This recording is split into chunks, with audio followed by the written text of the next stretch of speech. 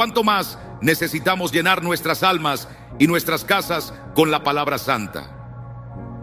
Cuando un padre proclama promesas sobre su familia, cuando una madre ora con versículos sobre sus hijos, cuando alguien se aferra a la verdad en medio de la tormenta, está levantando muros que el enemigo no puede atravesar. Está creando un refugio donde el diablo no puede habitar. Porque, amigo mío, a Satanás le fascina esconderse donde hay confusión, miedo y duda. Pero cuando declaramos la palabra, estamos dejando claro quién manda en ese lugar. Y por eso el diablo hace todo lo que puede para alejarte de la Escritura. Quiere que la olvides, quiere que no la abras, quiere que no la declares. Porque sabe que si tú comienzas a caminar sobre la roca firme de la palabra, si tomas en tu mano la espada del Espíritu, su influencia se desvanece. Piénsalo un momento, cuando te sientes más débil, más cargado, más confundido, lo último que deseas hacer es abrir la Biblia. Eso no es coincidencia, eso es una batalla, es una guerra que se libra en el silencio de tu habitación. Pero en ese instante, si te levantas y dices: ningún arma forjada contra mí prosperará, el enemigo pierde terreno. Si te aferras a esa verdad, mayor es el que está en mí que el que está en el mundo. Sus cadenas se caen al suelo. Porque nuestras batallas no se ganan con coraje humano, ni con ira, ni con temor. Se ganan con la palabra, porque la palabra de Dios es viva, poderosa y más cortante que cualquier espada de dos filos. Déjame decirte algo más. Cuando hablas la Escritura en tu casa, los cielos se abren y los demonios se estremecen. Cuando proclamas las promesas de Dios sobre tus hijos, sobre tu salud, sobre tu matrimonio, el reino de las tinieblas pierde poder. Imagina por un momento cómo cambiarían nuestras vidas si llenáramos nuestros hogares con versículos y no con quejas. Si, en lugar de permitir que el miedo gobierne nuestras mentes, decidiéramos decir: mi casa y yo serviremos al Señor. Y si cada mañana, en vez de empezar con ansiedad, nos afirmáramos en esta promesa: Dios no me ha dado espíritu de cobardía, sino de poder, de amor y de dominio propio. Esto no es optimismo barato. Esto no es un discurso para sentirse bien. Esto es guerra espiritual. Es tomar el arma que Dios nos dio y usarla como fue diseñada. Y cuando lo haces, cadenas se rompen, muros caen, el enemigo huye. Así que hoy te digo: no permitas que tu casa se convierta en un lugar cómodo para el enemigo.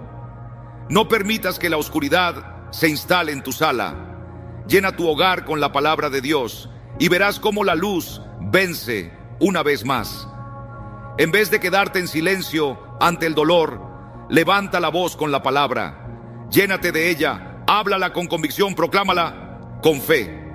Y verás cómo el poder del Dios viviente comienza a moverse en medio de tu hogar, cómo su presencia inunda cada rincón y cómo la oscuridad es arrojada fuera. En el nombre de Jesús, hay un poder que no puede ser contenido cuando la palabra es hablada.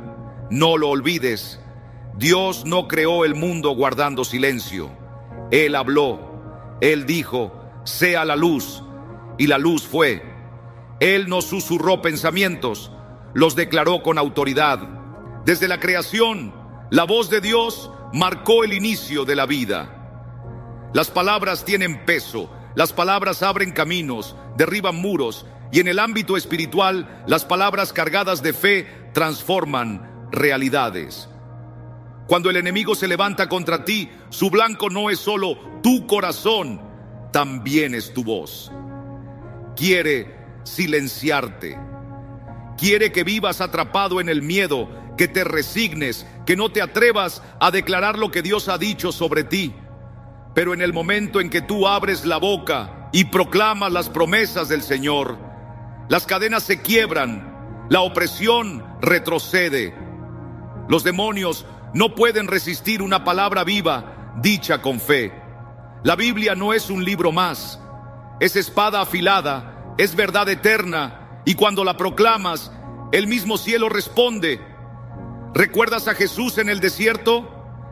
El enemigo vino con mentiras, con palabras torcidas, y Jesús no se quedó callado, ni razonó con él.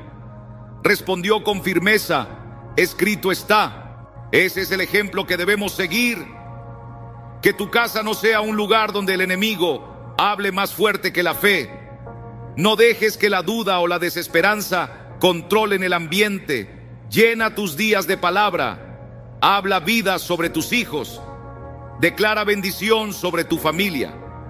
Ponte de pie en tu sala y di: en el nombre de Jesús, todo espíritu contrario debe salir. Este hogar pertenece al Señor. Y cuando lo haces, algo cambia.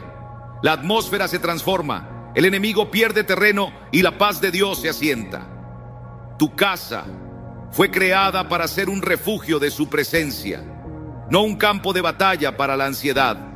Así que no guardes silencio. Habla, proclama y deja que el poder de Dios se manifieste. Es vital saber con qué armas espirituales cuentas. Nadie iría a una batalla con las manos vacías. Y en el terreno espiritual tampoco puedes enfrentarte sin preparación. La Escritura lo dice claro: no luchamos contra carne ni sangre, sino contra potestades del mal. Y si quieres vivir en victoria, necesitas saber lo que Dios te ha dado.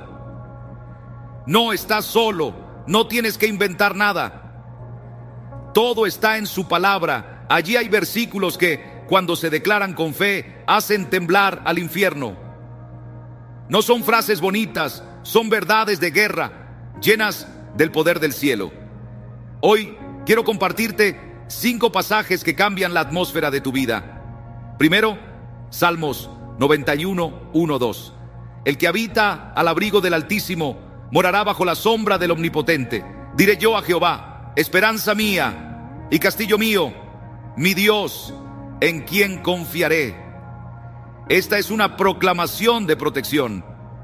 Si tu corazón mora en Dios, si tu casa está llena de su presencia, el enemigo no puede tocarte. Por eso, al comenzar cada mañana, declara con seguridad: mi casa está bajo la sombra del Omnipotente. Esta casa le pertenece a Dios. Segundo, Efesios 6:11. Vestíos de toda la armadura de Dios, para que podáis estar firmes contra las acechanzas del diablo. El enemigo es astuto, juega con la mentira, con la confusión, con el miedo. Pero si te vistes cada día con la verdad, la fe, la justicia y la palabra, estarás protegido. Dilo con fe: mi familia está cubierta con la armadura de Dios. Ninguna estrategia del enemigo prosperará aquí. Tercero, segunda Timoteo 1:7. Porque no nos ha dado Dios espíritu de cobardía, sino de poder, de amor y de dominio propio. El miedo paraliza y es un arma favorita del enemigo. Miedo al futuro, a la enfermedad, al fracaso. Pero no proviene de Dios. Así que no lo aceptes, recházalo. Levántate y proclama: aquí no hay lugar para el miedo. Dios me ha dado poder, amor y dominio propio. Y cuando el miedo huye, la paz toma su lugar. Cuarto, Lucas 10:19. He aquí os doy potestad de hollar serpientes y escorpiones, y sobre toda fuerza del enemigo, y nada os dañará. ¿Lo escuchaste bien? Jesús no te dio un poco de autoridad, te dio toda autoridad sobre el enemigo. Eso significa que no necesitas rogarle a Dios para que haga huir al enemigo, porque Él ya te ha dado la autoridad para enfrentarlo. La próxima vez que sientas que algo oscuro se mueve en tu hogar, cuando percibas que hay una carga en el ambiente, no guardes silencio. Levanta la voz con firmeza y declara: en el nombre de Jesús, toda influencia maligna debe salir. Yo tengo autoridad por encima de toda obra de las tinieblas, porque esta casa está consagrada al Señor.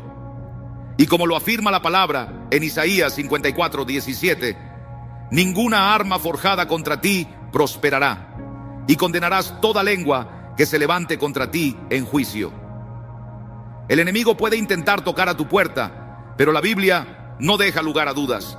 Sus planes no tendrán éxito.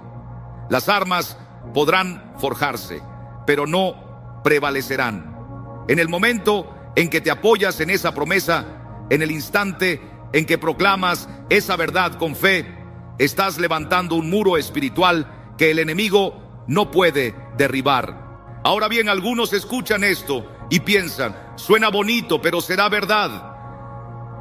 Escúchame con atención, esto no depende de tus emociones ni de cómo se vean las cosas a tu alrededor. Se trata de pararte con convicción sobre lo que Dios ya ha dicho. Su palabra nunca regresa vacía. Sus promesas son firmes, son sí y amén. Y cuando tú llenas tu boca con esas promesas, cuando tu casa resuena con la verdad de Dios, no hay tiniebla que resista. Por eso hoy no te conformes con escuchar estos versículos. Hazlos tuyos, repítelos, grítalos si es necesario, porque al hacerlo, verás al Señor moverse con poder en tu vida como nunca antes. Uno de los errores más graves que cometemos en la batalla espiritual es saber lo que dice la palabra, pero no ponerlo por obra. Leerla es una cosa, creerla en tu corazón es otra, pero el verdadero poder se manifiesta cuando decides aplicarla. Déjame decirte algo con claridad. Al diablo no le impresiona que tengas una Biblia abierta en la mesa. No le importa si tienes versículos memorizados en tu mente. Lo que lo hace temblar es cuando tú empiezas a hablar esos versículos, cuando los declaras con autoridad en tu casa, en tu familia, en tu entorno. Es ahí cuando todo empieza a cambiar. Es ahí cuando el ambiente se transforma. Es ahí cuando los demonios no tienen más remedio que huir. Porque la fe no es solo conocimiento, es acción. La Escritura nos dice que seamos hacedores de la palabra, no solo oidores. Eso significa que si lees que Dios te ha dado dominio sobre el enemigo, no lo guardes como un dato, actúa con esa autoridad. Si lees que ninguna arma forjada contra ti prosperará, no digas solamente qué hermoso versículo, proclámalo sobre tu vida, hazlo resonar en el mundo espiritual, que todo ataque y toda intención del enemigo sepa que no tiene lugar en esta casa.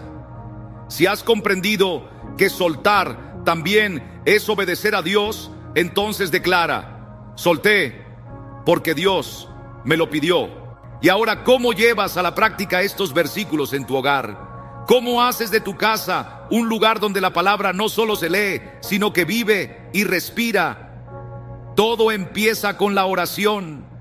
Comienza proclamando las promesas de Dios en cada rincón, sobre cada hijo, sobre cada situación. No esperes a que el problema se presente. No dejes que el temor eche raíces.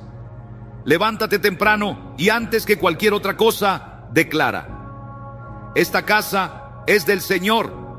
Aquí no hay lugar para el mal, ni para la confusión, ni para ninguna fuerza de las tinieblas. Llena el ambiente con la presencia de Dios. Y no lo hagas una vez, ni cuando sientas deseos. Esto es un estilo de vida. Te levantas hablando la palabra, te acuestas recordando sus promesas. Cuando el miedo intenta colarse, tú le respondes con las Escrituras. Cuando la duda se asoma, tú la confrontas con la verdad. Cuando el desánimo toca tu puerta, tú levantas tu voz y recuerdas que nuestro Dios no es un Dios de confusión, sino de paz. Y si en algún momento el enemigo quiere dividir, tú afirmas la verdad. Una casa dividida no puede mantenerse en pie. Y tomas autoridad en el nombre de Jesús sobre cualquier plan de destrucción. Ahora quizá alguno diga: no quiero parecer demasiado intenso, no quiero andar por la casa gritando oraciones. Pero dime algo, ¿crees que el enemigo se modera? ¿Piensas que viene con suavidad? No. Él viene a matar, a robar, a destruir. Y si Él viene con violencia, nosotros debemos responder con valentía. No podemos permitirnos ser pasivos cuando se trata de proteger lo que amamos. A veces eso significa ungir tu casa con aceite, orar por cada espacio y dedicarlo al Señor. A veces significa caminar por cada cuarto, declarando las promesas del cielo. A veces es apagar el televisor, cerrar las ventanas al ruido del mundo y llenar tu casa de alabanza, porque la verdad es esta: lo que llena tu casa la gobierna. Si tu casa se llena de quejas, la queja reinará. Si se llena de temor, el temor dominará. Pero si la llenas con la palabra viva y con la presencia del Espíritu Santo, el enemigo no encontrará dónde quedarse. Y esto no es solamente defensa, esto es conquista. Es declarar que cada rincón de tu hogar le pertenece al reino de Dios. Se trata de algo más profundo que cerrar con llave la puerta de tu casa. Se trata de abrirle la puerta a la paz de Dios, de declarar que su protección cubre cada rincón, de asegurarte que el poder del Altísimo habita en medio de los tuyos. Lo que está en juego es que tus hijos no solo escuchen sobre la fe los domingos, sino que la vean reflejada en cada gesto, en cada oración, en cada decisión diaria. El enemigo, astuto como siempre, intentará convencerte de que todo esto es exagerado, que no hace falta proclamar la palabra con tu voz, que no es necesario ejercer autoridad espiritual. Te susurrará que puedes quedarte quieto y que todo saldrá bien. Pero permíteme decirte esto: la victoria espiritual no le pertenece a los que se cruzan de brazos. Es para aquellos que se aferran a las promesas del Señor, que se levantan con su palabra en la boca y la espada del Espíritu en la mano. Así que hoy no basta con conocer la palabra, es necesario vivirla. No es suficiente leer las promesas, hay que apropiárselas, porque cuando te pones firme, cuando decides que tu casa será un lugar donde Dios sea honrado y glorificado, entonces ninguna fuerza del infierno podrá resistir. Las tinieblas se apartarán, la paz echará raíces y el poder de Dios será visible en cada aspecto de tu vida. Hay algo que debemos comprender sobre el enemigo. Rara vez se presenta con escándalo o violencia. Su forma de operar es sigilosa, calculada. Busca las pequeñas rendijas, los descuidos, los pactos invisibles que parecen inofensivos al principio, pero que le abren la puerta para establecerse en un lugar que nunca le perteneció. Por eso es tan necesario proteger tu casa espiritualmente. No podemos asumir que porque asistimos a la iglesia o creemos en Dios, automáticamente nuestro hogar está bajo cobertura. No, hay que ser intencionales, hay que decidirnos, hay que mantenernos alerta, porque el enemigo no descansa. Siempre busca una grieta por donde entrar. Algunos creen que la guerra espiritual solo aparece cuando hay opresión evidente o situaciones graves. Pero déjame aclararte algo: la mejor manera de enfrentar al enemigo es no darle acceso desde el principio. Efesios 4:27 lo dice con claridad: no deis lugar al diablo. Eso significa no ofrecerle ni una rendija, no concederle ni un centímetro de espacio. Y muchas veces lo hacemos sin darnos cuenta, al permitir cosas dentro de nuestro hogar que no honran al Señor. Reflexiona por un instante. ¿Qué tipo de ambiente estás cultivando? ¿Qué sonidos llenan el aire de tu casa? ¿Qué ves en tu televisión? ¿De qué hablan tus conversaciones cotidianas? Hay familias que viven con tensión, con miedo, con una carga espiritual densa, y nunca se detienen a examinar qué están permitiendo que entre por las puertas. Porque te lo aseguro, lo que tú permites se queda, lo que toleras se fortalece, y el enemigo está al acecho, esperando su momento. No te digo esto para que vivas en temor, ni para que recorras cada rincón con ansiedad. Pero sí te animo a que abras los ojos espirituales. Esta no es solo una casa de ladrillos. Es un territorio que pertenece al reino de Dios. Y si dejamos entrar lo que contradice su verdad, le damos al enemigo una autorización tácita para operar. Entonces, ¿cómo cerramos esas puertas? ¿Cómo transformamos el hogar en una morada para el Espíritu Santo? Primero, limpia tu casa con discernimiento espiritual. Examina cada espacio. Retira lo que no glorifica a Dios. Tal vez se trate de objetos, de libros, de música o películas que arrastran una influencia que no sabías que existía. Tal vez sea necesario cortar con recuerdos o vínculos que todavía ejercen control sobre tu alma. Porque te escucha esto, al enemigo le encanta esconderse en eso que tú te niegas a soltar. Si hoy sientes que Dios te está llamando de vuelta, comenta con fe: estoy volviendo a caminar con Dios. Segundo, no basta con sacar lo que no sirve. Tienes que llenar tu casa con la presencia del Señor. Jesús nos dejó una advertencia en forma de parábola. Un espíritu fue echado, pero la casa quedó vacía, y al regresar encontró espacio para invitar a 7 más. Esto nos enseña que no es suficiente sacar la oscuridad. Hay que encender la luz. Invita a Dios con tu oración diaria, con cantos de alabanza, con la lectura de su palabra. Tercero, custodia tus puertas con firmeza. La batalla no termina con expulsar al enemigo una vez. Se trata de mantenerlo fuera. Eso implica ser selectivo con lo que entra en tu casa, con lo que eliges ver, escuchar y hablar.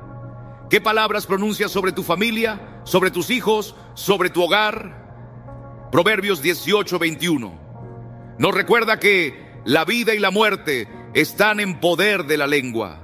Entonces, ¿qué estás confesando tú cada día? ¿Estás hablando en fe? ¿Estás dejando que el temor dicte tus palabras? ¿O estás proclamando las promesas eternas del Señor? Porque escúchame bien, lo que tú alimentas en tu vida crecerá. No se trata solamente de rechazar el mal, se trata de invitar la presencia viva de Dios a tu hogar de tal forma que cualquier sombra se vea obligada a retirarse. Se trata de crear un ambiente donde quien cruce la puerta de tu casa sienta paz, perciba gozo, experimente algo diferente, porque el Espíritu Santo reposa allí. Y esto va más allá de ti. Esto tiene que ver con tu casa, con tus hijos, con aquellos que vendrán después. Porque lo que tú aceptes hoy, tus hijos lo vivirán mañana. Aquello que hoy toleres, ellos lo tendrán que enfrentar en su momento. Pero cuando te plantas con fe, cuando declaras como Josué: yo y mi casa serviremos al Señor, estás estableciendo un legado, estás levantando un estandarte de fe. Estás dejando claro que tu hogar pertenece a Dios y que no hay espacio para el enemigo. Hoy es tiempo de cerrar las puertas al adversario, de romper cualquier acceso, de llenar cada rincón con la palabra, con oración, con cánticos que glorifican a Cristo. Y cuando hagas esto, la presencia de Dios llenará tu casa de tal manera que el enemigo no podrá ni acercarse. La oscuridad no tendrá cabida y la victoria será evidente. Hay poder en la perseverancia. Hay una fuerza tremenda en el alma que se rehúsa a retroceder, que no se rinde, que no suelta las promesas divinas. Porque te digo algo, el enemigo no se cansa con un intento. Él vuelve, insiste, espera un descuido, una distracción, un momento de debilidad. Por eso no podemos bajar la guardia. Debemos estar alertas, firmes, conscientes de que cada día reafirmamos la victoria que Cristo ya ganó en la cruz. La batalla espiritual no es una guerra de un solo día, es una lucha diaria. Cada mañana es una nueva oportunidad para decir: hoy caminaré en la autoridad que Dios me ha dado. Hoy tomaré mi posición. Hoy no daré lugar al enemigo, ni en mi mente, ni en mi casa, ni en mi familia. Porque el día que te acomodas, el día que te descuidas, es cuando el adversario vuelve a tocar la puerta. Por eso la palabra dice en 1 Pedro 5:8, sed sobrios y velad, porque vuestro adversario el diablo, como león rugiente, anda alrededor buscando a quien devorar. ¿Lo ves? Él está buscando a aquel que ha dejado de orar, que ya no proclama la verdad, que ha abandonado su posición de fe. Cuando ve una rendija, intentará entrar. Por eso no hay lugar para la comodidad. Debemos permanecer atentos, firmes en la verdad, hablando vida, proclamando fe sobre nuestro hogar. Algunos oran, luchan, esperan, pero al no ver cambios inmediatos, se rinden. Se desaniman cuando el enemigo responde. Pero quiero que lo escuches bien. El enemigo siempre probará tu fe. Querrá saber si realmente crees lo que declaras. Por eso debes resistir, mantenerte en pie, seguir creyendo, pase lo que pase. Porque la Biblia dice en Santiago 4:7, resistid al diablo y huirá de vosotros. Y esa palabra resistid no habla de un acto único, habla de constancia, de firmeza inquebrantable, de una determinación diaria, de no ceder ni un centímetro al enemigo. Tu casa no es solo un lugar de descanso, es terreno sagrado, es el frente de batalla donde tú decides quién reina. ¿Será el miedo o será la fe? ¿Será la oscuridad o será la luz de Cristo? ¿Será la derrota o la victoria del Señor? Tú tienes la decisión. Pero cuando decides permanecer firme, cuando te niegas a retroceder, cuando llenas tu hogar con la palabra y la presencia de Dios, no habrá demonio, ni ataque, ni arma que prospere contra ti. La victoria ya es tuya en Cristo. Vívela. ¿Sabes? Muchas veces el ser humano no aprecia lo que tiene hasta que lo pierde de vista. No es falta de amor, es que no siempre sabemos cómo procesar lo que sentimos. A diferencia de las mujeres que suelen discernir y expresar sus emociones en el momento, muchos hombres necesitan espacio, silencio, tiempo para entender lo que realmente guardan en el corazón. A veces necesitan la ausencia para ver con claridad. Cuando un hombre te tiene cerca todo el tiempo, puede valorarte, pero no ver con profundidad todo lo que significas. Puede disfrutar de ti sin comprender lo esencial que eres.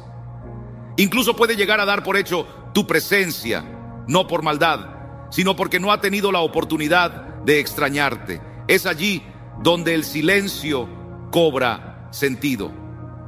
Es allí donde el espacio se convierte en aliado. Si alguna vez Dios te sacó de un lugar donde estabas perdiendo tu valor, escribe: Dios me rescató. Porque el amor no consiste en perseguir ni en probar lo que vales. Una mujer que conoce su identidad en Cristo no necesita rogar para ser vista. Ella se aparta, permite que el otro descubra en su propio tiempo lo que significa su ausencia. Y cuando ese espacio se abre, cuando el silencio habla, algo poderoso sucede. Su mente se aclara, su corazón comienza a recordar, empieza a notar los pequeños detalles. Se pregunta cómo eran sus días contigo, cómo tu risa daba vida a los momentos cotidianos, cómo tu presencia traía un consuelo que él ni sabía que necesitaba. El lugar que ocupabas empieza a hablar más fuerte que cualquier palabra. Y entonces comprende. Lo que tenía contigo no era común, era algo especial, raro, hermoso. Muchas mujeres se equivocan al pensar que si aman más, si están siempre disponibles, si se entregan sin reservas, el hombre terminará por ver su valor. Pero la realidad es otra. Es en tu ausencia, cuando tú te haces a un lado con sabiduría, que él ve el contraste, que entiende lo que significa la vida contigo y lo que se siente sin ti. ¿Alguna vez has escuchado a un hombre hablar con el alma apesadumbrada de aquella mujer que dejó ir? Ese amor que fue un regalo, pero que en su ceguera no supo valorar hasta que ya era tarde. La mayoría de los hombres guardan en su memoria una historia como esa. ¿Sabes por qué ocurre? Porque muchas veces no reconocemos el valor de lo que tenemos hasta que se ha ido. Y cuando ese momento llega, no es simplemente una idea pasajera, es un golpe que sacude el alma, una herida que se queda abierta mucho después de que ella ha partido. Ahora bien, no te hablo de desaparecer, ni de esconderte para castigar a nadie. No hablo de juegos ni de manipulación. No, hija mía, estoy hablando de algo mucho más profundo y verdadero. Se trata de reconocer que tu vida, tu presencia, es un don sagrado. Y a veces, la mejor forma de que alguien valore ese don es permitirle ver cómo se siente el mundo sin él, aunque sea por un tiempo. Un hombre que de verdad ha sido llamado a caminar contigo no se quedará inmóvil ante tu ausencia. No se perderá en la distancia. Al contrario, usará ese espacio para pensar con el corazón, para crecer, para dar ese paso que antes no se atrevió a dar. Y cuando vuelva no será porque tú lo llamaste, ni porque lo perseguiste. Será porque él tomó esa decisión. Y un amor que se decide, no que se exige, es el único amor que permanece. Así que no temas dar un paso atrás.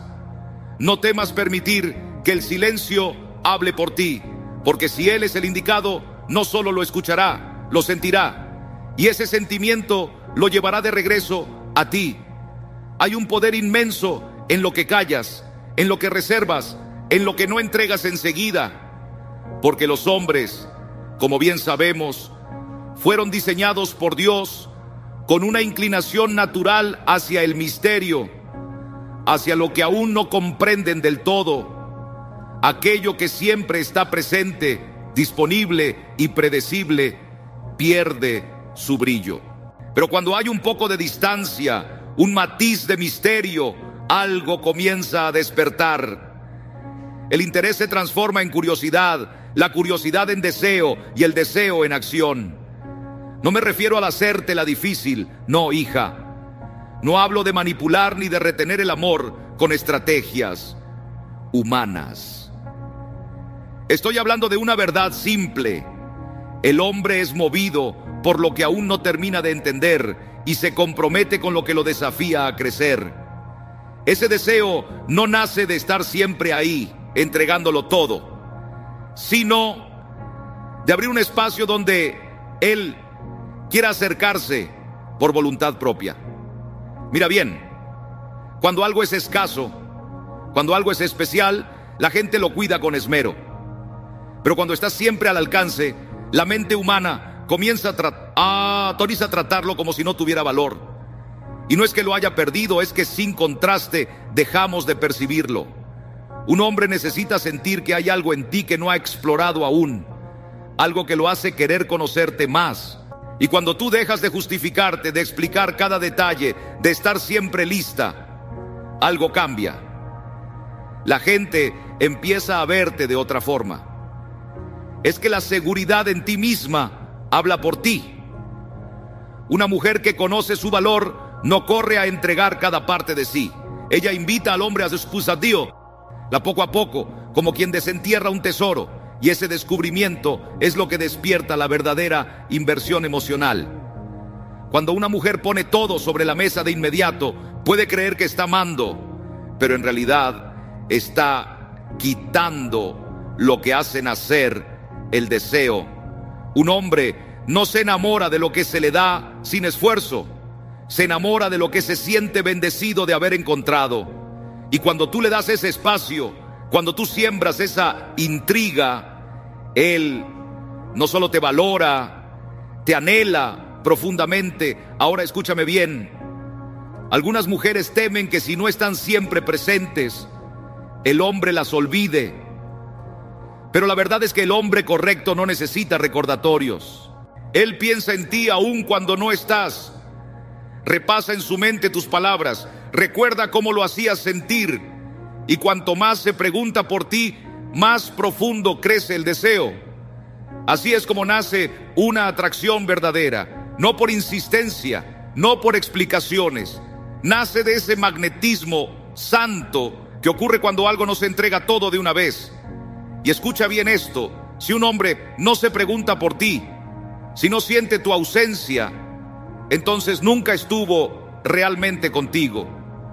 El misterio de una mujer no está en ser fría ni lejana, sino en tener una vida tan rica, tan llena, que no necesita mendigar atención. Y esa es la mujer que el hombre de Dios jamás olvida.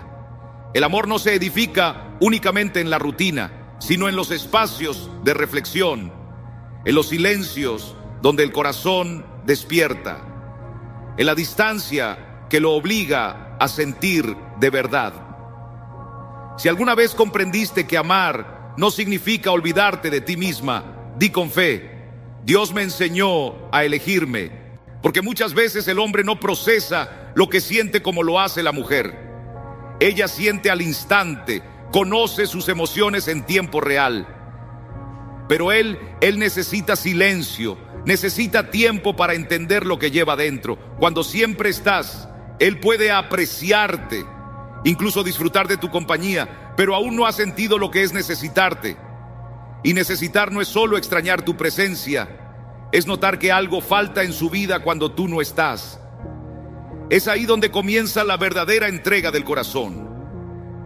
Verás, hermano o hermana, es fácil disfrutar de la compañía de alguien cuando siempre está ahí, al alcance de la mano.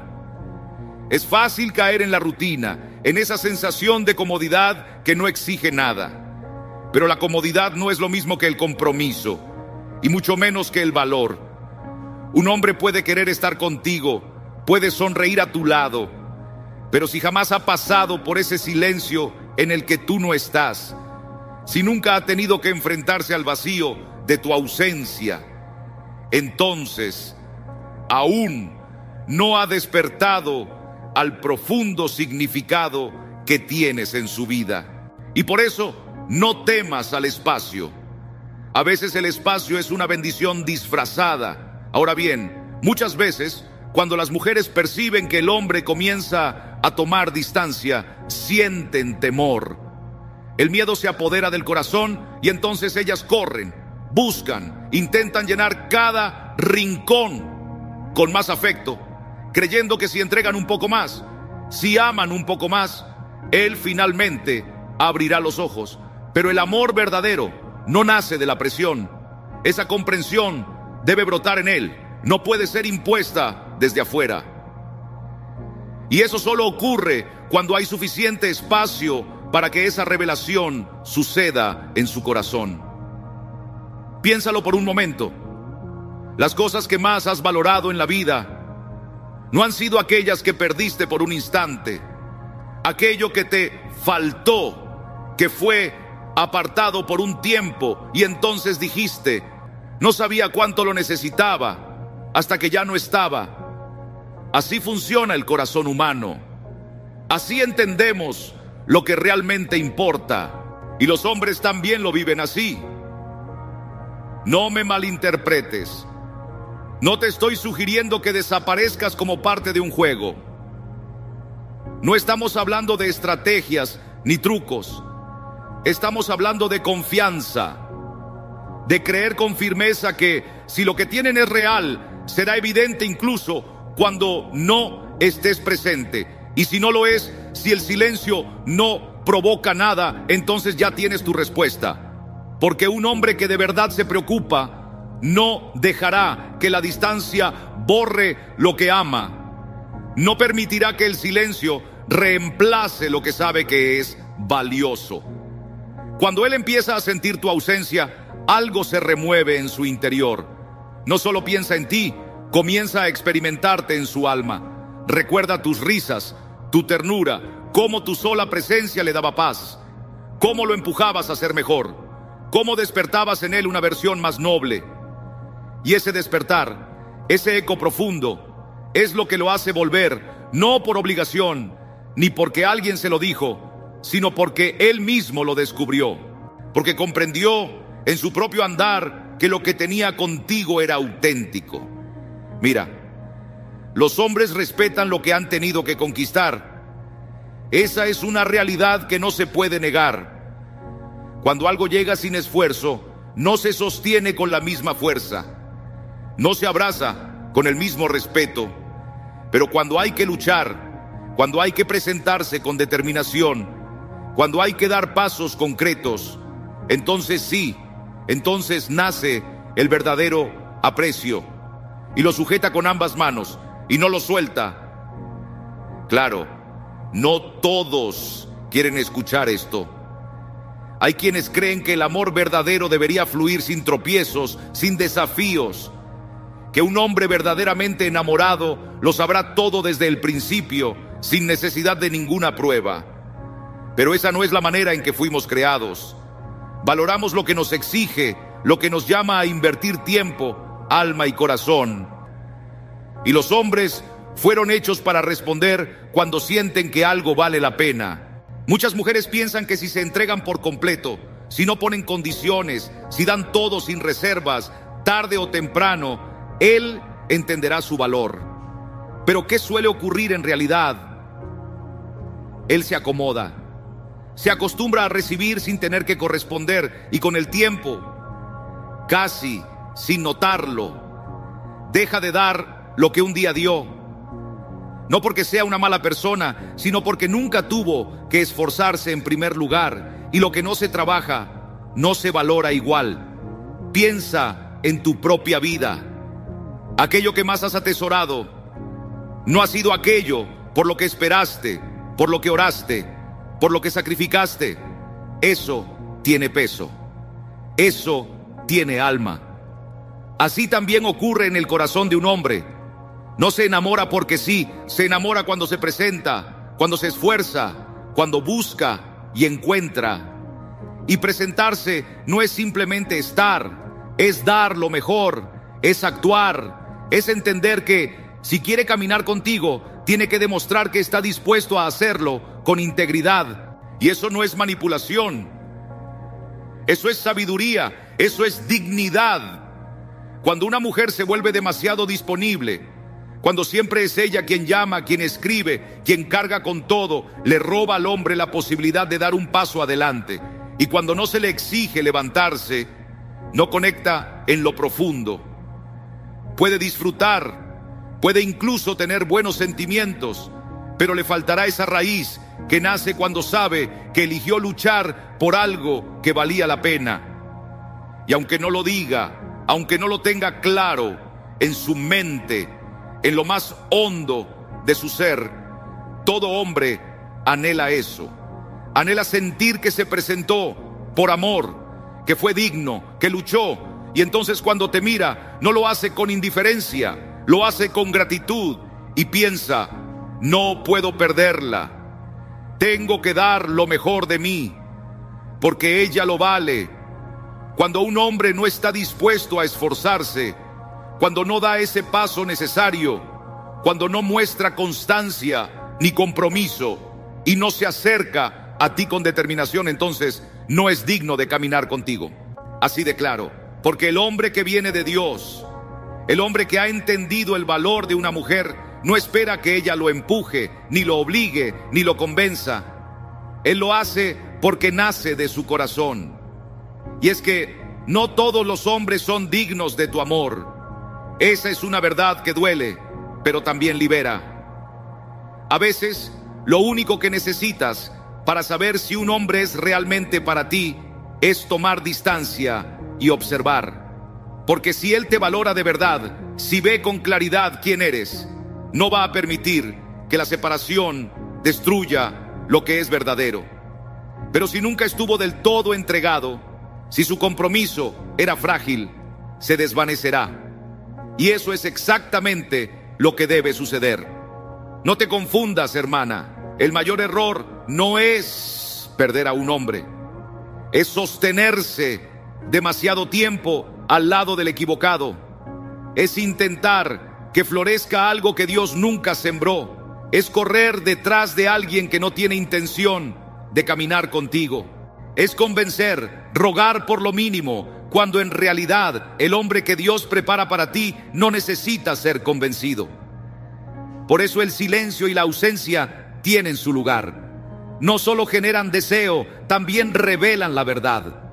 Porque cuando dejas de insistir, cuando dejas de llenar los vacíos con tus propias fuerzas, entonces lo verás claro. O él nota tu ausencia, siente ese espacio vacío y regresa porque quiere estar, o simplemente no lo hará. Y si no lo hace, ahí tienes tu respuesta. Sí, esa respuesta puede doler, puede decepcionar, pero también es una bendición, porque nada duele más que entregar el corazón a quien nunca estuvo del todo presente.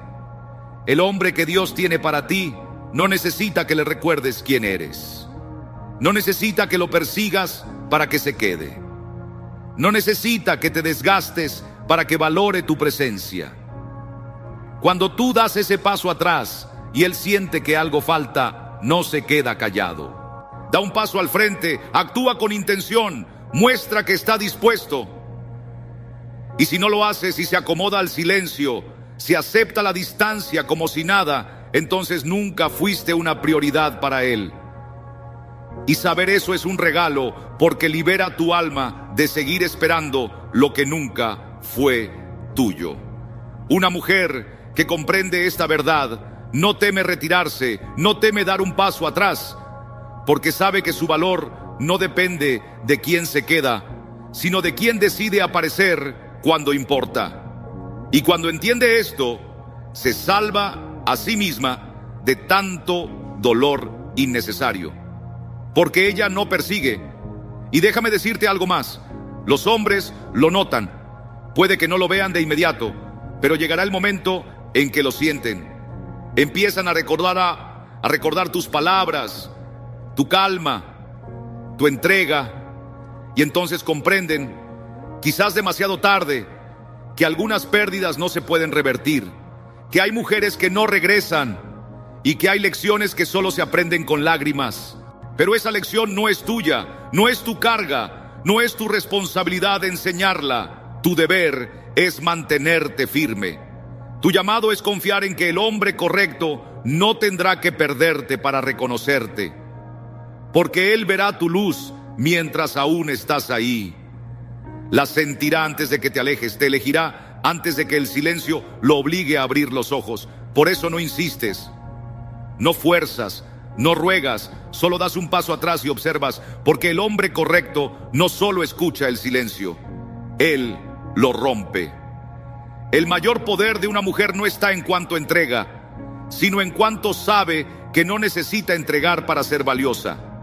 Su fuerza está en saber detenerse a tiempo, en no llenarlo todo, en permitir que él también camine hacia ella. Porque los hombres, por diseño, valoran lo que pueden perder. Y es por eso que aquellas mujeres que se mantienen firmes, que saben cuándo retirarse, que no temen al espacio ni al silencio, son las que dejan una marca profunda. Y no se trata solo de hombres, es algo que vive en cada corazón humano. Solo valoramos de verdad aquello que sentimos que puede faltar. Valoramos lo que es único, lo que sentimos que merece cuidado, lo que sabemos que perder sería una verdadera pérdida. ¿Alguna vez te has preguntado por qué los silencios dicen más que las palabras? Porque en ese silencio el alma tiene la oportunidad de hablar. Porque ahí donde nadie insiste, Dios también susurra. Y tú, hija de Dios, no fuiste llamada a insistir, fuiste llamada a brillar. ¿Por qué será que cuando alguien se aleja, de pronto todo se ve más claro? Hay momentos en que la distancia nos revela lo que la costumbre ha venido escondiendo. Y es ahí, en esa ausencia, cuando muchas veces el corazón comienza a ver con más nitidez. La mujer que ha descubierto su identidad en Cristo no necesita gritar para ser escuchada, ni rogar para que la elijan, porque su seguridad viene de lo alto, no de la aprobación humana. Aún en su silencio, su presencia deja huella. Aun cuando no está, su valor se percibe. Si sientes que estas palabras son una voz de Dios para tu vida, escribe: Dios me está hablando y déjame decirte esto. No se trata de aparentar frialdad, ni de jugar con los sentimientos de nadie. No se trata de estrategias humanas, sino de algo mucho más profundo. Es la paz de quien sabe quién es. Es la fortaleza de quien ha aprendido a esperar sin ansiedad. Porque el amor verdadero no se impone, no se mendiga, no se fuerza. El amor que viene de Dios no necesita persecución ni manipulación. Nace cuando alguien decide quedarse, no por necesidad, sino por convicción. Porque ha encontrado algo en ti que no se encuentra en cualquier parte. Y eso ocurre cuando decides dejar espacio, cuando ya no intentas resolverlo todo, cuando no estás siempre disponible para llenar cada vacío.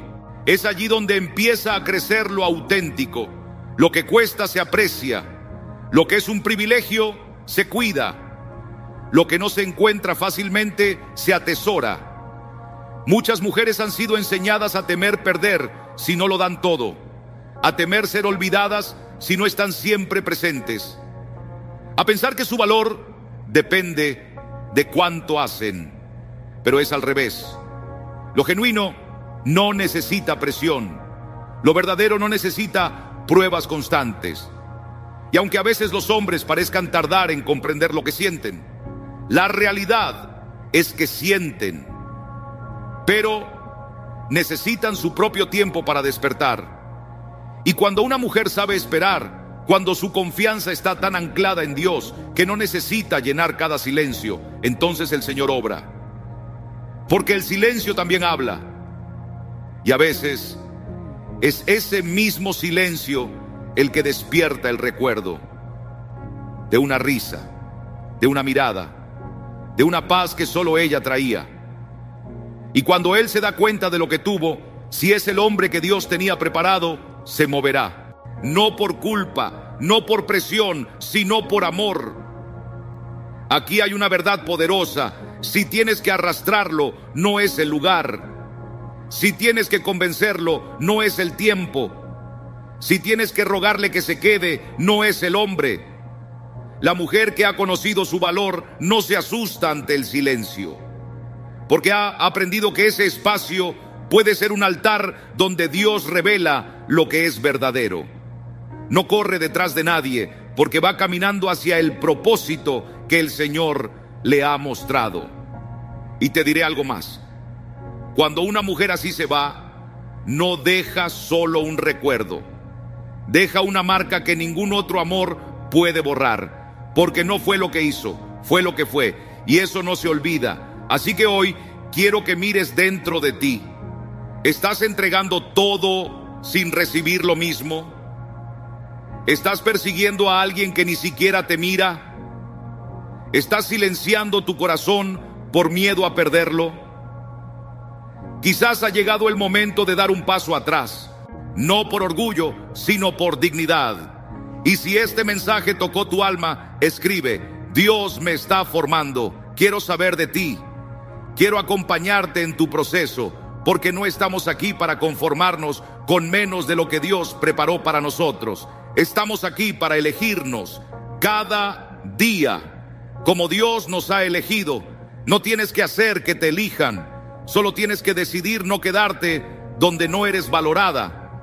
Y si te dijera que el dolor que hoy llevas no viene solo del otro, sino de ti misma, de seguir esperando donde ya no hay nada que esperar, de seguir creyendo donde ya no hay fe compartida, ¿qué harías? Porque la verdad es esta: estás intentando amar a alguien que no sabe cómo recibir ese amor. Estás construyendo con alguien que aún no ha empezado a edificarse a sí mismo. Y en ese intento te estás rompiendo tú. No estás cansada de ser tú quien siempre llama, la que acomoda su día, la que carga con todo el peso emocional, mientras él sigue su vida como si nada, la que busca excusas para justificar su frialdad, sus silencios, su ausencia, estás dando todo por alguien que no sabe lo que tiene entre manos. No es que ames demasiado, es que estás amando donde no hay suelo fértil. Estás deseando un banquete y aceptando migajas. Y la pregunta no es cuánto lo amas a él, sino cuánto estás dejando de amarte tú. Si sientes que el Señor te está preparando para algo mejor, comenta: Dios me está formando.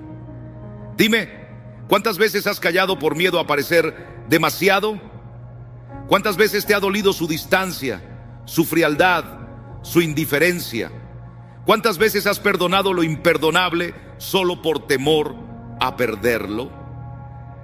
Pero la verdad, hermana, es que ya lo estás perdiendo cada día, poco a poco, al quedarte donde no eres amada como mereces. Y mientras tú sigues esperando, tus amigas te dicen con cariño que mereces algo mejor. Tu espíritu te advierte que ese camino no te lleva a la paz. Y sin embargo, tú insistes creyendo que quizás mañana todo cambie, que en algún momento Él abrirá los ojos y comprenderá lo que tú ya veías con claridad desde el primer día. Pero permíteme preguntarte, ¿y si ese momento nunca llega? ¿Y si en lugar de caminar hacia la esperanza, solo estás prolongando tu sufrimiento por temor a dejar atrás lo que ya ha dejado de escogerte? Te comprendo más de lo que imaginas. No es fácil renunciar cuando has dado tanto. No es sencillo soltar lo que aún amas. Pero hija mía, hazte esta pregunta desde lo más profundo de tu alma. ¿Cuántas veces más vas a negarte a ti misma por mantener al lado a alguien que ni siquiera sabe el valor que tiene tu presencia? ¿Cuántas veces más vas a dejar que tu corazón se desgaste tratando de sostener lo que él ni siquiera intenta cuidar? Tú no viniste a este mundo para ser segunda opción, ni para pasar tus noches preguntándote si fuiste demasiado o muy poco. Fuiste creada por un Dios que te ama con intención, con propósito, con dignidad. Él no te diseñó para vivir entre excusas, ni para aceptar medias verdades que hieren más que el engaño. Sí, lo sé, dejar ir duele, pero más duele quedarse donde ya no hay alma, donde el amor se volvió rutina y tú te transformaste en la sombra de la mujer fuerte que una vez fuiste. Hoy quiero hablarle a esa parte de ti que ya está agotada, a ese rincón del alma que ya no quiere seguir suplicando migajas, que ya no quiere seguir apostando por alguien que jamás se la jugó por ti. Hoy quiero recordarte que a veces rendirse no es fracaso, sino obediencia.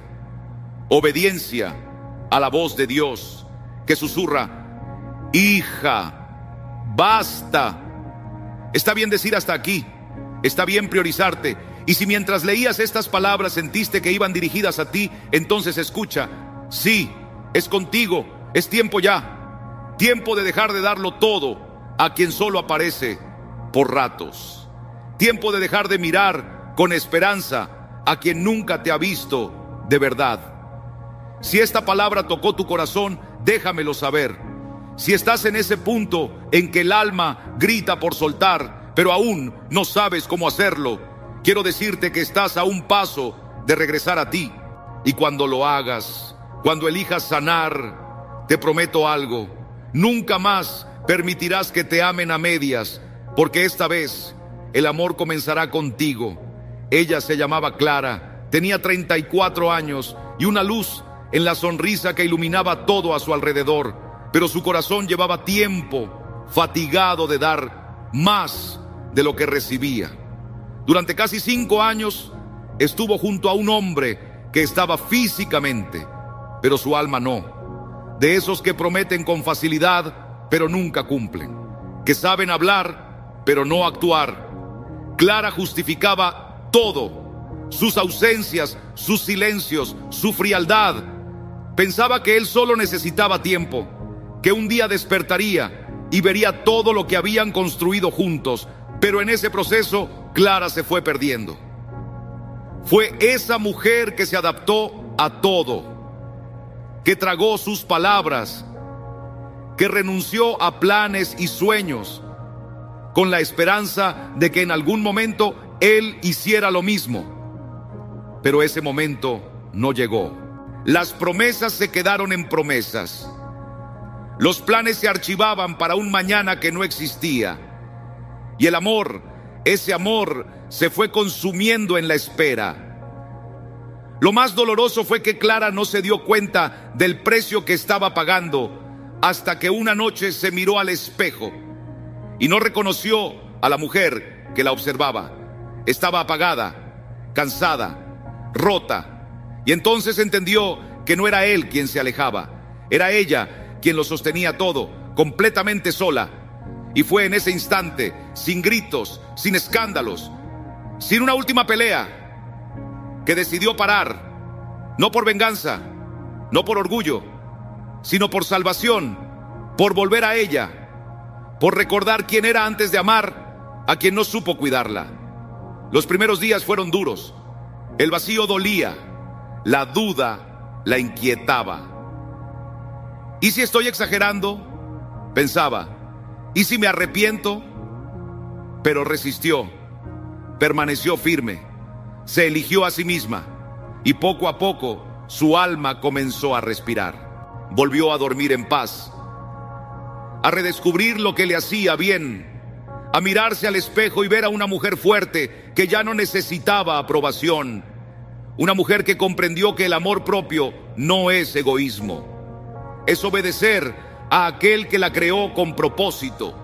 Y como suele suceder, él volvió con las mismas palabras dulces, con promesas renovadas, con un arrepentimiento que sonaba convincente.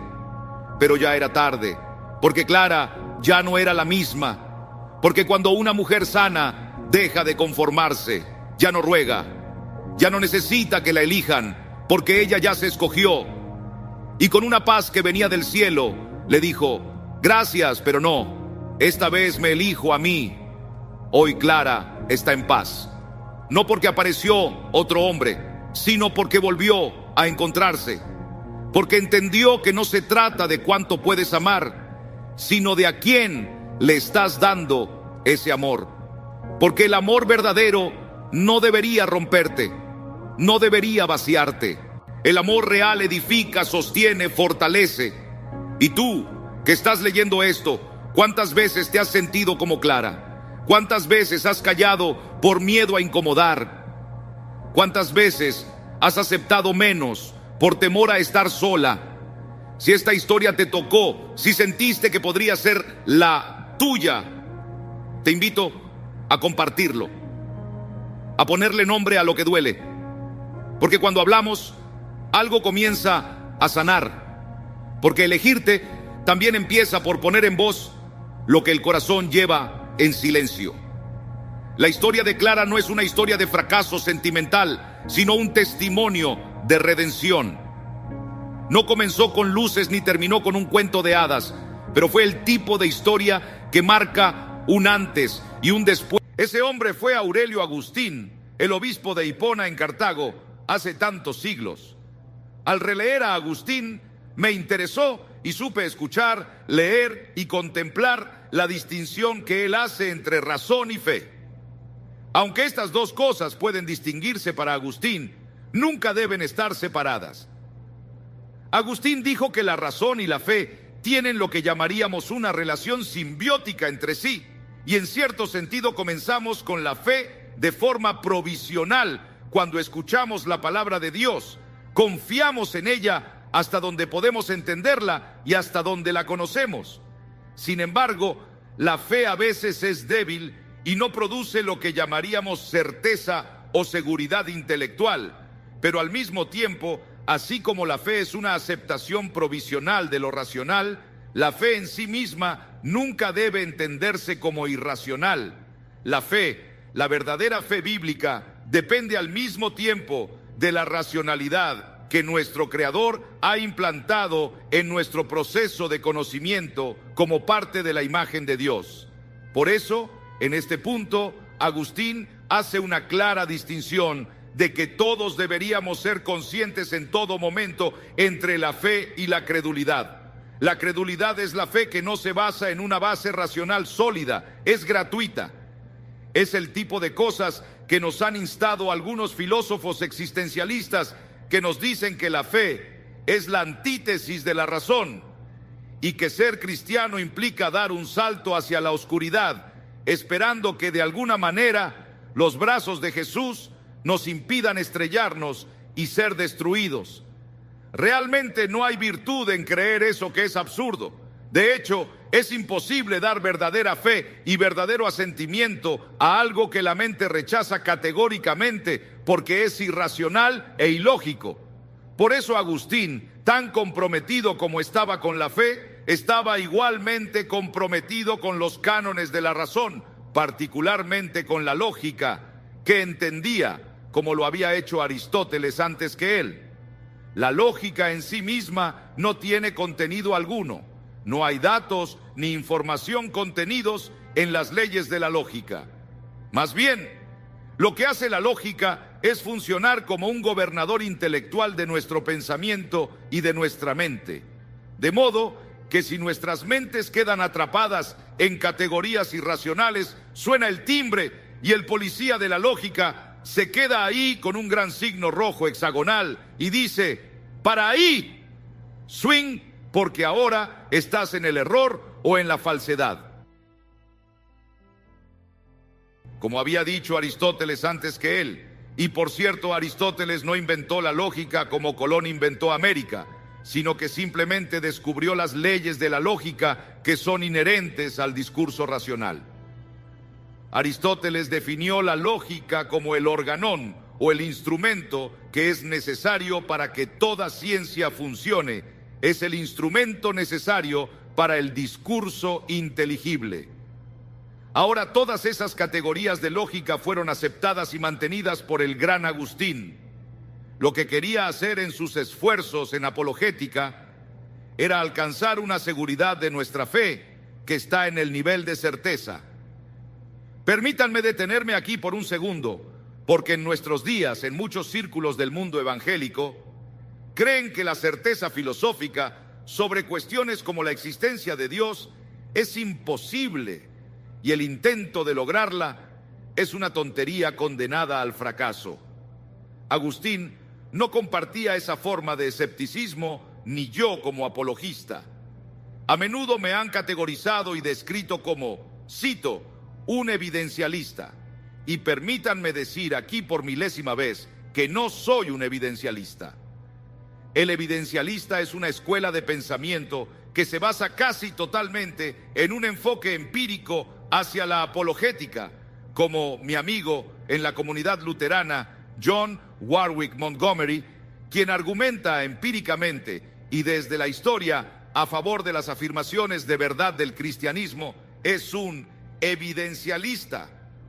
Otro amigo, Norman Geisler, también es un evidencialista, y como ellos creen que usando los sentidos, mirar, saborear, tocar, oler y a través de la percepción sensorial, podemos llegar a un alto nivel de seguridad sobre las principales verdades del cristianismo, es decir, la existencia de Dios y la autoridad de la Biblia como su palabra. Sin embargo, dado que esos argumentos se basan en la percepción sensorial y nuestros sentidos nunca son perfectos, siempre están limitados, y debido a esa limitación, nunca pueden alcanzar el nivel de certeza del 100%.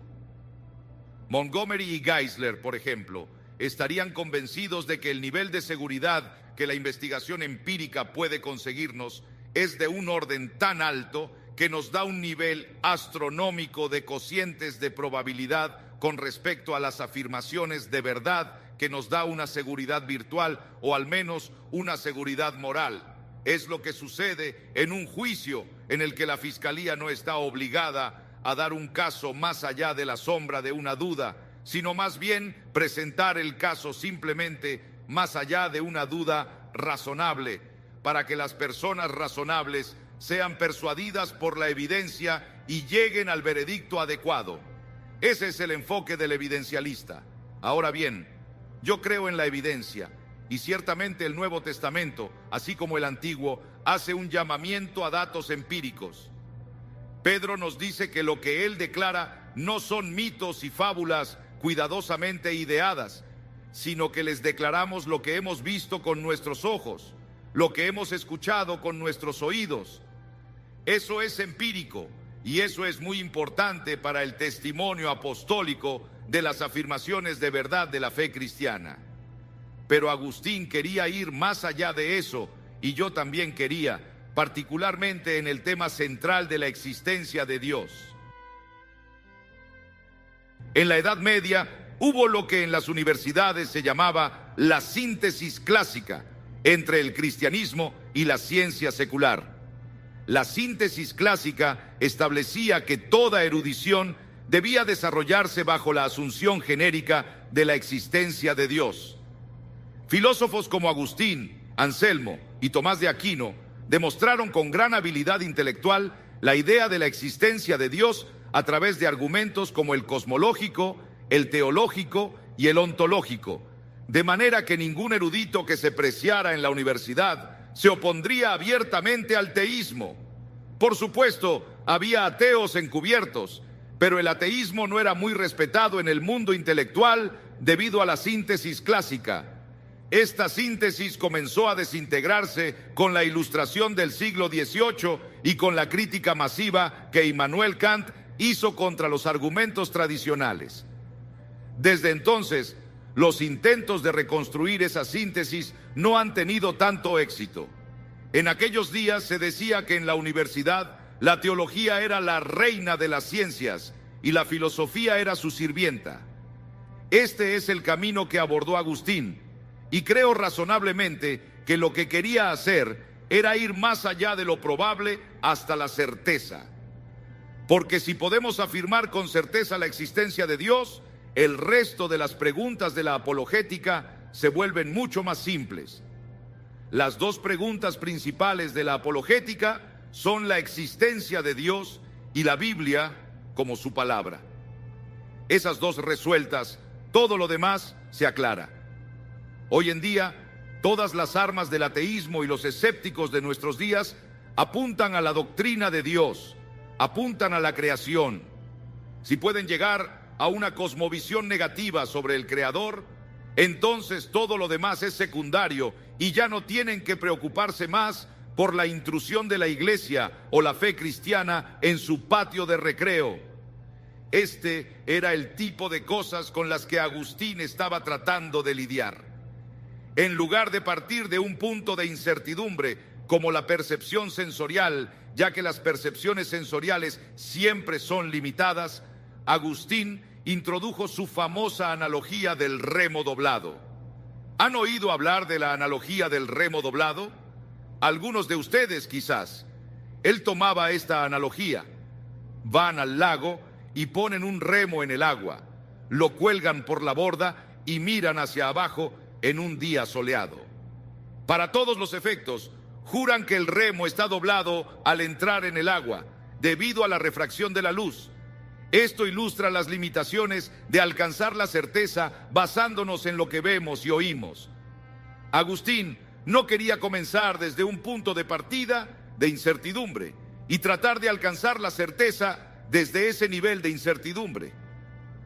Más bien, quería comenzar con algo que fuera absolutamente seguro, algo lógicamente convincente, tan seguro que no pudiera ser dudado, sin ser absurdo. Así, el punto de partida de su apologética, y creo que el punto de partida de toda apologética, está justo donde lo puso Agustín, en la autoconciencia. El punto de partida de toda apologética es la autoconciencia.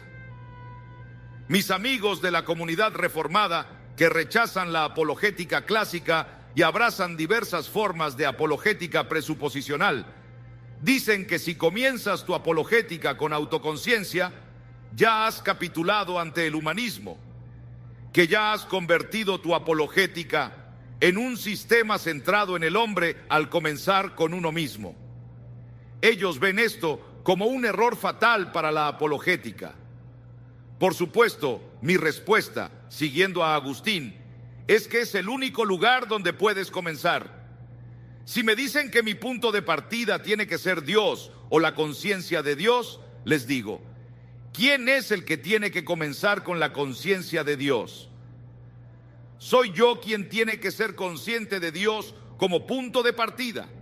Bueno, ¿cómo puedo ser consciente de Dios como mi punto de partida sin primero ser consciente de mí mismo? Ser consciente de Dios es mi punto de partida. La única persona que puede comenzar con la conciencia de Dios es Dios mismo, y como todos sabemos, yo no soy Dios. Este punto de partida simplemente no está disponible para mí. Tuve un debate amable y cálido sobre este tema hace unos 35 años con uno de mis amigos presuposicionalistas.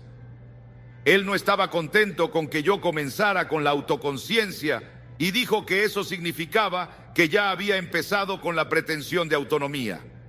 Le respondí, muéstrame que la idea de autonomía está analíticamente contenida en la idea de autoconciencia y abandonaré esta posición de inmediato. Pero en realidad, en Agustín, no solo la autonomía no está incluida en la idea de autoconciencia, sino que en su comprensión de la autoconciencia está absolutamente excluida. Para Agustín, el punto de partida de todo pensamiento y conciencia es que somos los que pensamos. Esto es un enfoque maravilloso que él realizó aproximadamente 1300 años antes de que René Descartes desarrollara todo un sistema filosófico con su famoso cogito ergo sum, pienso, luego existo. Si estudias la historia de la filosofía, generalmente llegas al siglo XVII y al pasar por el riguroso proceso de duda que hizo Descartes, ves que él llega a la conclusión de que después de todo este análisis y evaluación masivos, llega a la conclusión, yo existo. Y entonces piensas, ¿hiciste todo eso solo para descubrir que existes? ¿Cuál es el problema?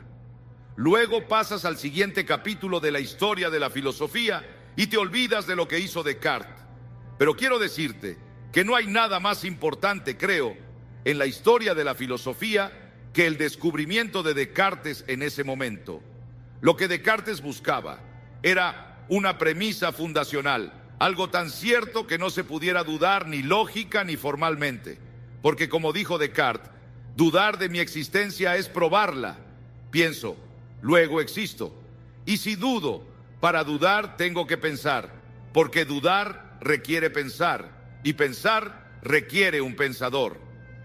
Así que incluso el argumento contra el cogito prueba el cogito, y eso le dio a Descartes lo que buscaba, esa base inexpugnable, ese punto de partida. De vez en cuando me siento con lápiz y papel y me pregunto, ¿qué sé con certeza? Porque en la fe cristiana tenemos tantas afirmaciones en la teología sistemática, nuestra doctrina de Dios, nuestra doctrina de Cristo, nuestra doctrina de salvación, nuestra doctrina de escatología, todas esas cosas en las que creo en mi sistema teológico. Pero no creo en todos los artículos del credo con la misma seguridad. De algunas cosas estoy más seguro que de otras. Y creo que eso es cierto para cualquier teólogo y para cualquier persona. Por eso cuando trato de hacerlo, intento volver a los primeros principios y escribir cuáles son las 10 cosas que sé con certeza, las 10 cosas que mi mente nunca estaría dispuesta a negociar. Anoto esas cosas que sé con certeza. Por ejemplo, estoy seguro de que la regeneración precede a la fe. Estoy absolutamente seguro de eso. Estoy seguro de que el arminianismo está equivocado. Estoy seguro de que el dispensacionalismo está equivocado. No tengo ninguna duda sobre eso. No me preocupa en lo más mínimo. Tal vez podría estar equivocado en esto o en aquello, pero no me equivoco en eso. Ahora, si me preguntas sobre si tengo razón sobre el amilenialismo, el premilenialismo, el postmilenialismo, tengo todo tipo de dudas sobre esas diferentes preguntas, pero tengo certezas sobre la persona de Cristo y otras verdades fundamentales. Pero una de las cosas que sé con certeza es que Dios existe. Y una de las cosas que sé con certeza que me lleva a la certeza de que Dios existe no es simplemente una probabilidad, es que sé que existo. Ahora, lo que Agustín está diciendo aquí es llegar al nivel de una certeza filosófica que no puedes obtener en el ámbito empírico. Mi única conexión con el mundo exterior es a través de mis sentidos. Tengo una mente que observa y recopila información, pero para tener certeza, el único lugar en el que puedo encontrarla no es en los sentidos, sino en la mente. Nadie sabe quién soy mejor en este mundo que mi esposa, y nadie en este mundo la conoce mejor que yo. Tenemos esta conexión tan profunda que a menudo sabemos lo que el otro va a decir antes de que lo diga. Lo decimos al mismo tiempo y decimos maldición o jugamos a leer la mente del otro. Y así estamos, sintonizados, conociendo nuestros vocabularios, nuestras expresiones.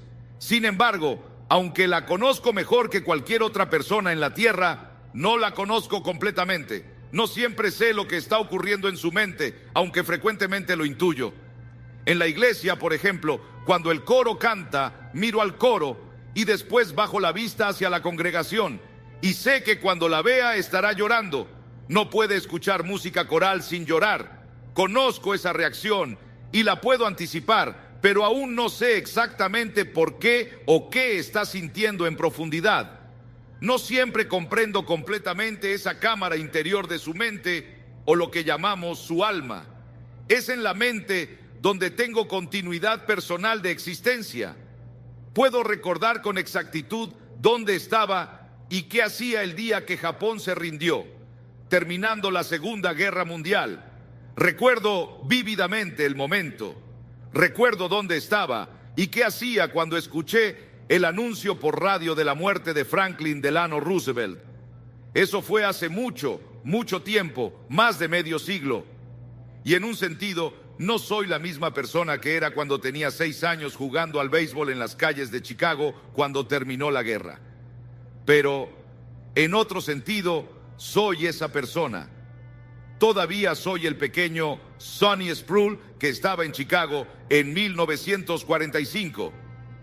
Soy la misma persona, aunque han ocurrido cambios, todo tipo de crecimiento. Pero sigo siendo yo, ¿no? Eso no solo es cierto para mí, también es cierto para ti. Así, en mi mente, tengo conciencia no solo de quién soy hoy, sino también de quién era hace 50 años. Soy muy consciente de los cambios que han ocurrido en mí con el tiempo. Ahora bien, ¿qué tiene que ver todo esto con la apologética? Para Agustín y más tarde para Calvino, la idea de autoconciencia no solo implica saber que existimos, sino también darnos cuenta de que somos finitos. La idea de finitud se encierra en cada experiencia autoconsciente humana. Sé que existo, pero también sé que soy finito. Tengo recuerdos que se remontan a 1945 y aún antes, pero no puedo recordar lo que estaba pensando o haciendo en abril de 1937. La respuesta es nada, porque no existía entonces, no tenía cuerpo ni mente. Al saber que soy finito, sé que no soy Dios. Entonces, ¿cómo llegamos de ahí a Dios? Agustín siguió el razonamiento de esta manera: si Él existe, entonces solo hay 3 explicaciones posibles para su existencia. Este es exactamente el lugar al que iba Descartes en el siglo XVII. Agustín dijo que si existo, entonces o soy eterno, soy autocreado, o soy creado por algo o alguien que es eterno. Examinemos esas 3 opciones: soy eterno, soy autocreado o soy creado por algo o alguien eterno. Agustín dijo que estas son las únicas 3 alternativas. He usado este razonamiento en apologética durante 40 años, en muchos contextos, y desafío a la gente a encontrar una 4ª categoría. A lo largo del tiempo han surgido varios intentos, pero cada uno de ellos, al final, se reduce a una de estas 3. A veces se intenta eludir diciendo: no creo en la autocreación, creo en la generación espontánea. Pero la generación espontánea es simplemente otra forma de autocreación. Otros dicen que no creen en esas 3 alternativas, sino en una serie infinita de causas finitas, lo cual Bertrand Russell intentó usar en su debate con Frederick Copleston. Copleston le dijo a Russell que esa idea de una serie infinita de causas finitas es irracional, y Russell respondió que podía concebirla.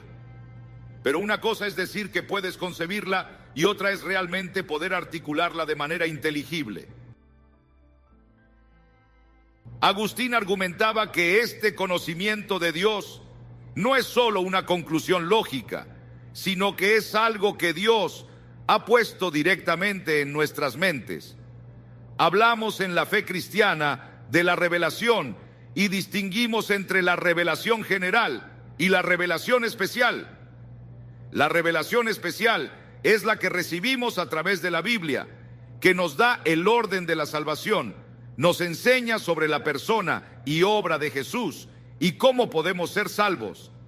La revelación general, por otro lado, es la revelación que Dios da al mundo entero, a cada persona humana. Es general en términos de su audiencia y general en términos de su contenido. Existen dos tipos de revelación general: la revelación mediata y la revelación inmediata. Cuando hablamos de revelación mediata, nos referimos a la revelación que Dios nos da a través de un medio, como la naturaleza. Como nos dice el apóstol Pablo en Romanos 1, las cosas invisibles de Dios, incluso su poder eterno y deidad, son conocidas a través de las cosas que están hechas. No vemos a Dios directamente, pero al ver la creación podemos ver sus huellas, la marca de su obra en lo que ha creado. Luego está la revelación inmediata, donde Dios se da a conocer directamente sin necesidad de un medio externo. Es una revelación que ocurre en lo más profundo de la mente humana, en el centro de nuestra autoconciencia. Agustín observó que esta revelación inmediata de Dios es algo que está implantado en la mente de cada ser humano. Calvino, siguiendo esta idea, habla del sensus divinitatus, el sentido de lo divino, que es inextinguible en el alma humana. Este sentido del divino es universal y es por eso que el ser humano es, en palabras de Calvino, un ser homo religiosus, alguien naturalmente inclinado hacia lo divino. Así, la Biblia confirma lo que Agustín observaba. En nuestra propia introspección y autoconciencia, somos empujados inexorablemente hacia el concepto de Dios, que es indudable y absolutamente convincente. Para Agustín, esta autoconciencia implica reconocer no solo que existimos, sino que somos finitos y que como seres finitos dependemos de un ser infinito. Este conocimiento es ineludible. Aunque intentemos suprimirlo o ignorarlo, la conciencia de Dios sigue presionando en nuestro interior. No podemos escapar de él. Este conocimiento innato de Dios también se puede ver en la necesidad lógica de un ser eterno. Aquino y otros filósofos cristianos han argumentado que la existencia de Dios es un hecho necesario. Cuando decimos que Dios es un ser necesario, podemos referirnos a dos tipos de necesidad: la necesidad ontológica y la necesidad lógica. Ontológicamente, Dios es un ser que no depende de nada más para existir. No es contingente ni derivado, sino que existe por sí mismo, con el poder de ser dentro de sí mismo. Lógicamente, la existencia de Dios es una necesidad en el mismo sentido en que 4 más 3 es igual a 7. Es una verdad que no puede no ser, una verdad cuya negación es imposible. Agustín, y después de él, Descartes y muchos otros, comprendieron que si algo existe ahora, entonces algo siempre ha existido. No podemos retroceder hasta un punto de nada, porque si alguna vez no hubiera existido nada, entonces nada podría existir ahora. Este razonamiento nos dirige a un ser eterno, necesario y autoexistente. Esta certeza lógica y filosófica de la existencia de Dios es algo que encontramos en nuestras mentes y que no puede ser desechado sin caer en la irracionalidad. Dios, como fuente de toda verdad y lógica, es el autor de nuestras mentes y el fundamento de todo conocimiento verdadero. Incluso las verdades matemáticas y lógicas, como 4 más 3 es igual a 7, son reflejos de la mente de Dios, quien es el origen de todas las verdades necesarias y eternas. En nuestra mente encontramos no solo la certeza de nuestra existencia y finitud, sino también la certeza de un ser eterno y necesario que sostiene todas las cosas. Entonces, cuando pensamos en nuestra relación con Dios, sabemos que Él es el origen de toda verdad y conocimiento. Esto es parte de la revelación inmediata de Dios en nosotros. Un conocimiento implantado que no podemos negar sin ir en contra de nuestra propia razón y lógica. Al vivir en nuestra mente y en nuestra continua autoconciencia, llegamos a experimentar y a entender la presencia de Dios como una realidad indiscutible, una certeza que fundamenta toda nuestra existencia.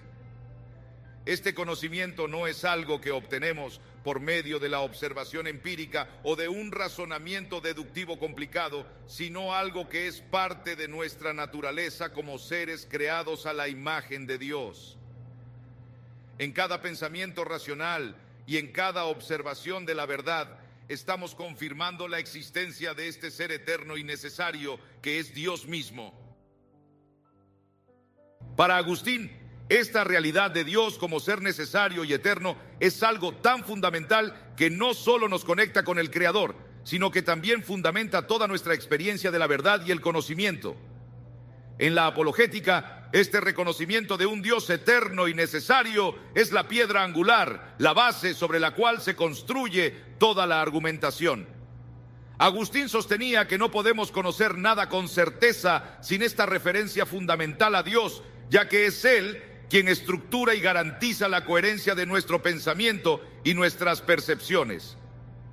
Cuando hablamos de verdades fundamentales como las matemáticas, la lógica e incluso las leyes de la naturaleza, estamos en realidad participando de esta estructura de verdad que procede de Dios.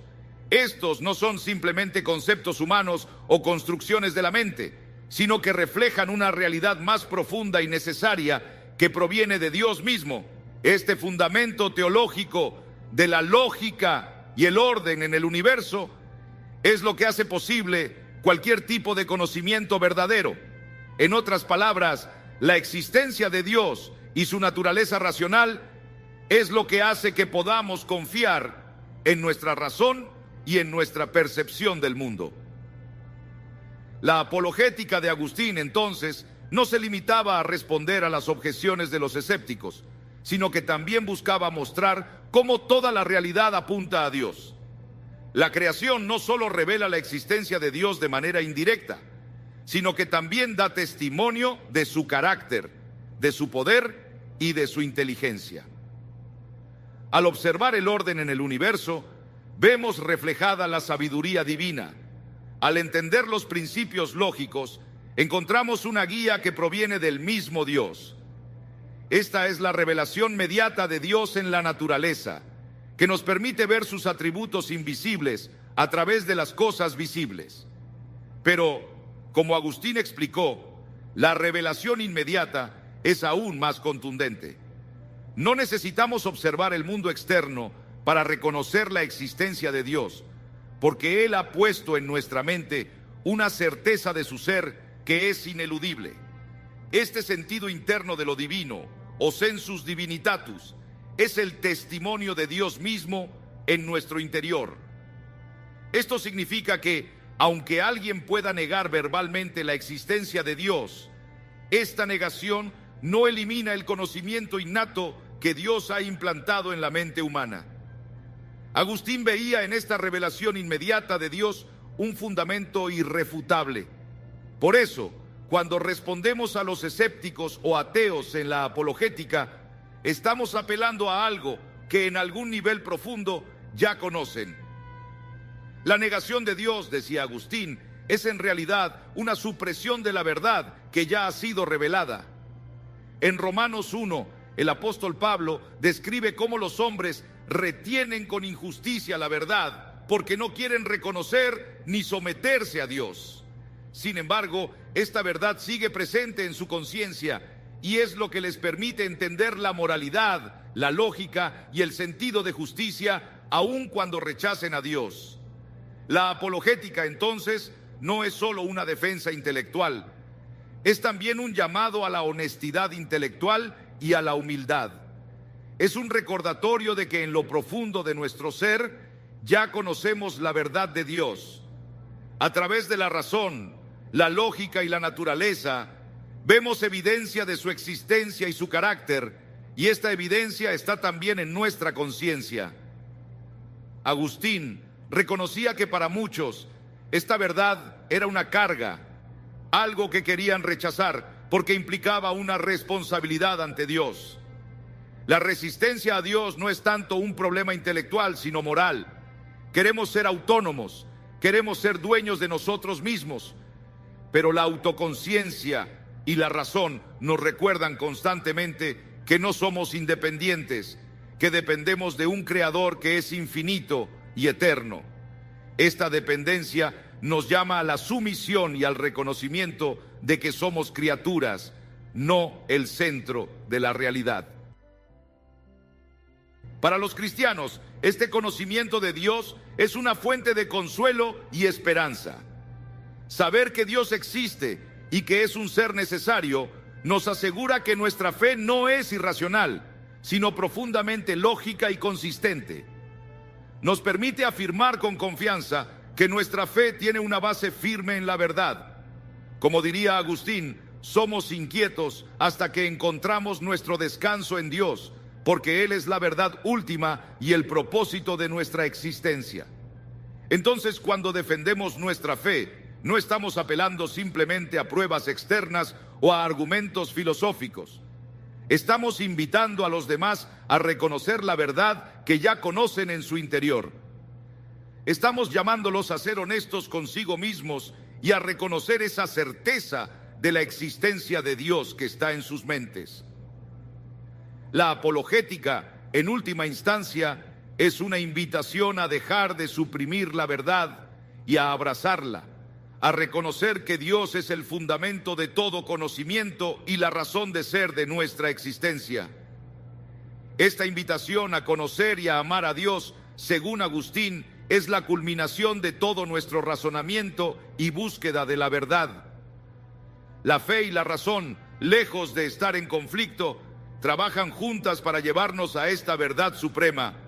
Al aceptar esta verdad, encontramos no solo respuestas a nuestras preguntas más profundas, sino también una paz y una seguridad que solo se encuentran en el conocimiento de Dios, quien es la fuente de todo lo que es verdadero, bueno y bello. Y esta noche quiero que vayas conmigo al cuarto capítulo del Evangelio de Marcos. El cuarto capítulo del Evangelio de Marcos, y empezaremos en el verso 15. Y aquel mismo día al anochecer Jesús les dijo: pasemos al otro lado del mar. Y despidieron a la multitud y subieron a la barca, y estaban también con él otros dos pequeños barcos. Y se levantó una gran tormenta de viento, y las olas golpearon el barco, de modo que pensaban que se iba a hundir. Y él estaba en la parte trasera del barco durmiendo sobre una almohada. Y lo despertaron y le dijeron: Maestro, ¿no te importa que vamos a perecer? Y él se levantó y reprendió al viento y al mar y le dijo: cállate y enmudece. Y el viento se calmó y hubo una gran calma. Y él les dijo: ¿por qué tienen miedo, hombres de poca fe? Y temieron en gran manera y se decían unos a otros: ¿qué clase de hombre es este, que aun el